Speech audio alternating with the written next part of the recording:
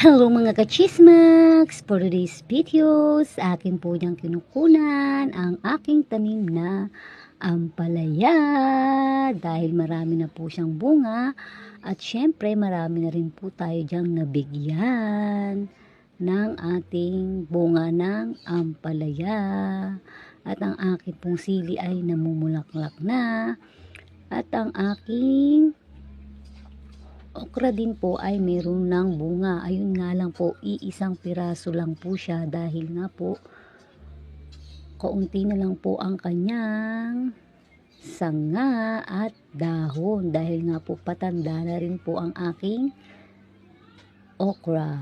At ayun na nga po mga kachismax, ang dami ng aking bunga ng aking ampalaya. Ayan. At syempre, meron na po yan may-ari yung bunga na yan dahil meron na po tayo yan pagbibigyan. And thank you for watching guys. Salamat!